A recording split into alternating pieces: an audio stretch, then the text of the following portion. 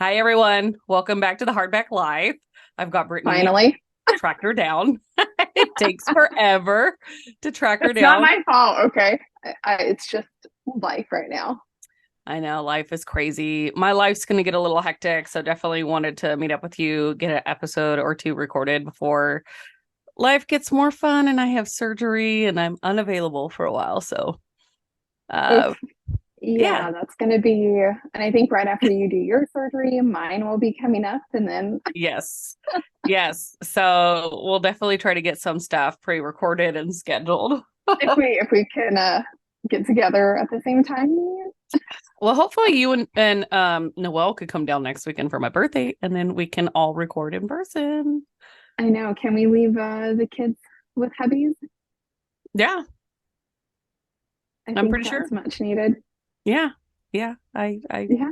I don't think you'll have a problem with it, but all right. So I know when we left off, it was kind of like a book discussion reunion. It was at us catching up on just not seeing each other and talking for a while because life's been crazy. And I know Yeah. you and I both we reread One Dark Window, or at least I Yes. did. And I then tried. I just got busy. So I kind of bits and pieces here and there. I finished it right before Two Twisted Crowns, like a day or two. So Mm. I was so excited to get that book. And I read the book. I also have the audiobook, and I know you listened to the audio book. Yes. So I want to get your first impressions. Or actually, no, I don't want your first impressions. What were you hoping for when you finished One Dark Window? And did the second book live up to what you were expecting? Okay. So kind of going back to what we talked about before, kind of what we were hoping Shepherd King would eventually just kind of let her be her own person and she'd be able to become herself and Mhm. but more dynamics between her and Raven, right? Yeah. And I know we kind of had this conspiracy theory kind of going on with the mist and these other beings, which I think everything kind of lined up a little bit with what we were thinking. But when it came to the relationship and the development of that and how that kind of translated to this book, I think that didn't happen. Yeah. A little bit, yes, but it wasn't really about them anymore. It became about another couple. Yeah. And I guess that's just not what I was expecting. Yeah. You sound a little muffled, by the way, just to let you know. Do I I? hope. I'm Yeah. like, I don't know. It might be your ear pods. My sister's, when she was using hers one time, it just kind of went Well, I'm boop. wondering if should switch over to my AirPod Maxes. That might be better. Yeah. But Well, have those on standby just in case. But I agree with you in some aspects. I mean, I kind of got the gist of or an idea of what would happen in the second book. And overall, I was very happy with it. I uh, honestly I love the book. I it did start off a little slow, but then it really built in mhm. part two, and then part three, it really took off, right?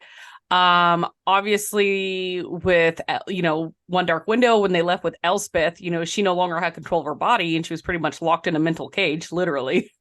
Yeah, um she's not going to be the protagonist of the second book. She's not going to be the main character, and so no, it's trying to navigate it. And I do like how the second book, it there was a like the chapters were from different point of views, which I actually prefer books like that. I feel like you get a deeper understanding of the characters versus just like a singular point of view. no, and I do like that. I do like the fact that it kind of gave you a little bit deeper of how everything happened with Ione and Hoth and this whole darker side of what was really going on and nobody really knew. And I really like that. Yeah, When it which we'll comes to get the into the audiobook details. and these different, the audiobook and the narrator, and I don't think I said this before, she's not a bad narrator. She didn't do a horrible job. It's just not my favorite style of narrating. Yeah, Um, so when it came to these different points of views and the way that she played the other characters, it didn't work for me. yeah. Well, for me personally, like I hold on, let me do this. I personally love it when a um when a narrator can really change up their tone, change up Mhm. the personality per character. I felt like she did that with some characters, but not all. I feel like every male character was the Yeah. same. It was the females, obviously, with her being a female, she was able to change like the Yeah. tonality and the personality, but the men Well, were and like, she did well with the creepy Shepherd King yes, thing. It works she fine. did the Okay. nightmare very good. Yes, because he was Right. his own But when you're talking thing. about Elm and stuff like that, it was just like, like Yeah. it didn't really Well, work for me. I personally am not a fan of audiobooks when there's just one narrator, to be honest. Like, I think there needs to be a male and female, at Yeah. least if there's one of each, because then the male character could do the different voices for the men, the female could do the different Yeah. voices for the women, like type of thing. But it's really hard for a woman to replicate a man's voice and vice versa most of the time. Yeah. Some women can get very deep, some men can get high pitched, but not enough to where it's like convincing. But it kind of portrayed this like prepubescent boyish quality to him that I don't think Yeah. should have been there. Yeah. And that's kind of the vibe that I got from it. I don't know if you did, but that's kind of like what I felt. Yeah. But I liked the narrator. She wasn't too bad. She's definitely not the worst. She's not my favorite, but she's No, not the worst. So I would definitely listen to she's books narrated from definitely her. not. No, she's not the worst. She's not the best. I think she's good. But I'm definitely not going to go to my way to get books that she narrates, right? Like, No, definitely. yeah. Um, but I did like the storyline. It did end how I thought it would end. Now this is our book review part of the episode. So the second part, so this is part one. Part two, we'll go into discussion of what wasn't there and what I wish was there. Yeah. But I will say overall, the ending of the book, I was 95% satisfied. There was that 5%, that Oh, little bit that was there missing that took it in from the a 5 star to epilogue, a I 4. think could have, if that would have been prolonged a little bit and a little bit More. more would have been given, Yes. I think that would, because it kind of, I felt like it built up to something and then it was like, just, Yeah. I really feel like the epilogue was I liked it because you got a little bit of insight, but I like it more so when authors do an epilogue like in the future, right? Not like a mhm. week or two. Like there was a book I read and the epilogue was 3 years in the future. And you Yeah. got to read like a full chapter, not just 2, 3 little pages. Like we're talking like a 8 to 10 page chapter of where they're at, where these characters ended up. And especially when you're concluding the book and this is it, like there's no more, like I feel like you should make sure it's a solid ending and Well, your and readers maybe are she did that happy. on purpose, right? Maybe she's saying, okay, well, I could end it here and I can maybe continue on with this somehow. Or But a that spin-off. wasn't right. And so is she anticipating doing something else? Or did she just really have nothing? This is where she wanted to end and move on. Yeah. Which if that's where she wanted to end and move on, I'm a little bummed. Yeah. Like with the epilogue, I should say. Like it was cute, but it just was not like it wasn't satisfying enough for me. I'll just say Yeah. that. Like it was like a little sprinkle, like, but that's what took it. Like the last part of the book is what took it from a 5 star to literally a 4 star, in my opinion. Mm-hmm. No, I'm Was the with you on last that. like was the Yeah. last 5 to 6 pages because I was like, okay, me for 5 star is I will buy other versions, right? So Fourth Wing right here, right? Yeah. I have the limited first run print. I bought the special edition that'll be delivered November 7th, right? Like I got that one coming to you, which I still need to get the first or yeah. Well, which we the were original. shocked, which on our previous episode we didn't know what that was, and then literally like a couple days after we filmed the episode, it's announced what it was. You know, I love this book. I will buy the special editions. I think it's an amazing book, and I'm excited for the series, so I'll always do Yeah. that. Demigods. I only have 2 out of the 6 here because the other 4 were delivered to my sister's address. And they're up in Clovis at my mother's house, so I've got to get the other ones. So these are books that I have the ebooks, I have the audio, I have the special Yeah. edition from Arcane. Like those to me are 5 stars. 4 stars would be like Sookie Stackhouse series. I love it. I'll read it again. I'm not going to buy a special edition though, but I will Yeah. reread the book series. I think it's great.